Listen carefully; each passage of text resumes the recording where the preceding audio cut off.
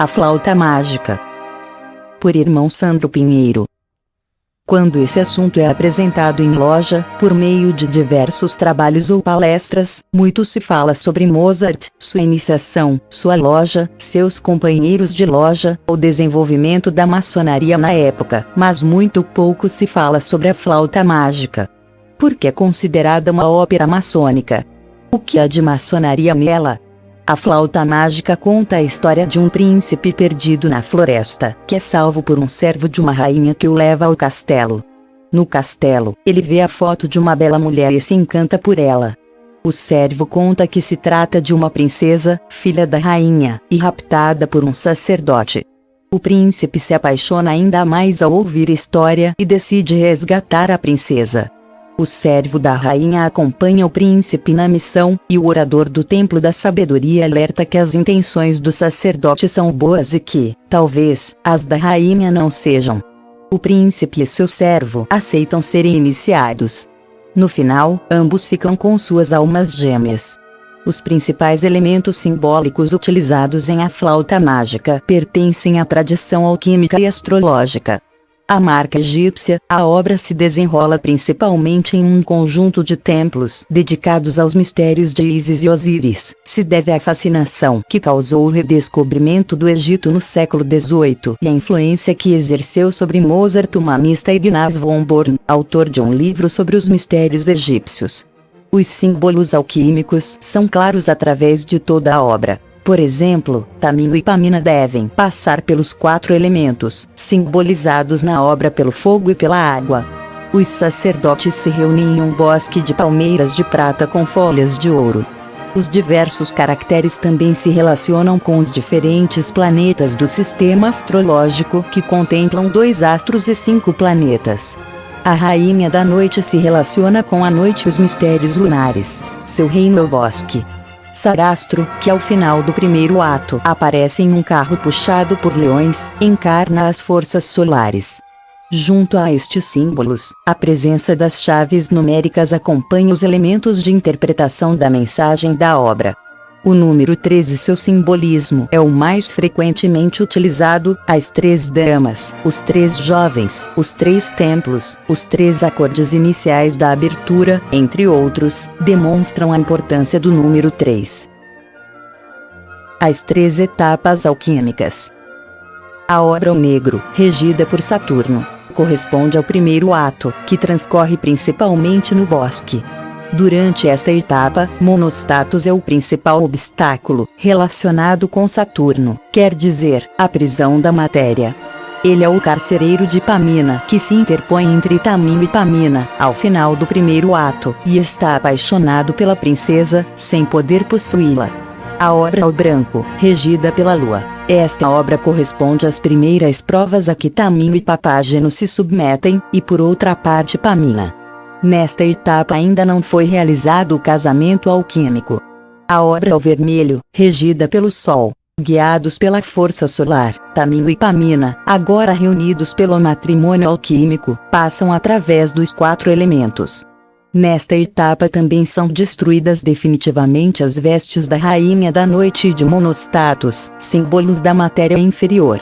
Flauta mágica como alegoria alquímica, ou seja, um conto de transformação em que todos os intervenientes são submetidos a uma estrutura simbólica, iniciática, que os conduz a um grau superior de realização e espiritualidade. Nos opostos que se confrontam, luz e sombra, negro e branco, mal e bem, sairão vencedores os representantes de uma humanidade regida pelos princípios em que imperam o belo, o bom, a verdade da razão iluminada. Provas e iniciações. Estas acontecem através de toda a obra, principalmente no segundo ato. No primeiro ato vemos uma cena em que Tamino está tocando a flauta mágica e todas as feras do bosque se rendem ao encanto da música. Mas de repente ele se lembra de Pamina e o encanto desaparece. O discípulo renuncia aos poderes inferiores e continua em busca de sua alma. As iniciações e provas do segundo ato não são apenas rituais, mas geralmente carregam uma situação de perigo, como fica claro na invocação de Sarastro aos deuses Ísis e Osíris. Ó Osíris, ilumina com o espírito da sabedoria o novo casal. Vocês que guiam os passos dos caminhantes, fortalecendo-os com paciência durante o perigo. Permite-lhes vê-los como frutos dessas provas. Mas se tiverem que morrer, premie a virtude de seu valoroso esforço e acolha-os em sua morada. Estas linhas nos recordam as palavras de Krishna no Bhagavad Gita: morto ganharás o céu, vitorioso dominarás a terra. Então, levanta-se, Parantapa, e apressa-se a lutar. No segundo ato, Tamino mantém o voto de silêncio que se havia imposto e rejeita as 3 damas. Pamina deve escolher entre sua mãe e o reino solar, que culmina na separação de Tamino.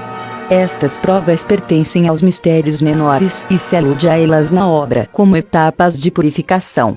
Os mistérios maiores se acham simbolizados pela passagem através dos 4 elementos, que realizam em conjunto Tamino e Pamina, guiados pela flauta mágica. O simbolismo da flauta mágica. A flauta mágica de Mozart é um dos mais maravilhosos testamentos musicais que um músico filósofo deixou como legado. Mozart não era somente um músico, mas um filósofo no sentido mais pleno da palavra. Ele procurou criar uma ponte entre o ser humano e o divino através do amor, como é demonstrado em todo o seu trabalho.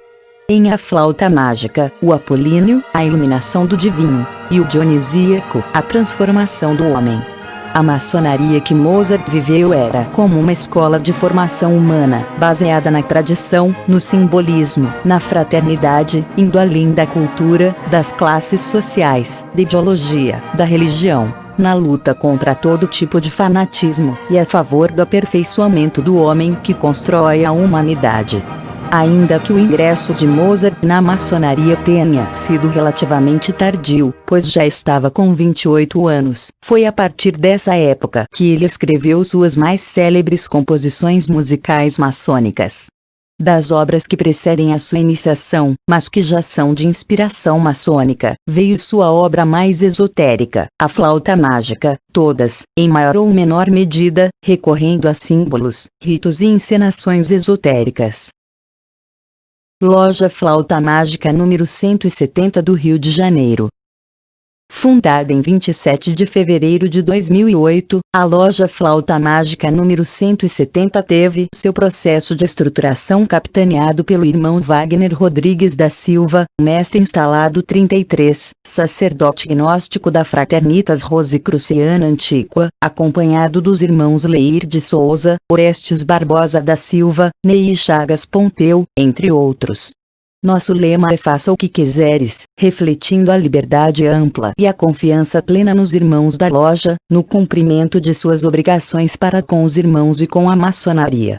Tenho orgulho de ser maçom e sempre me agrada me incluir entre aqueles que defendem os princípios fundamentais e os padrões morais da vida, que são tão necessários para que a nossa organização continue no alto nível que tem sido a sua base desde a sua criação. Tenho orgulho de fazer parte da loja maçônica Flauta Mágica, número 170 do Rio de Janeiro. Inscreva-se no nosso canal e acione o sininho para receber novos vídeos.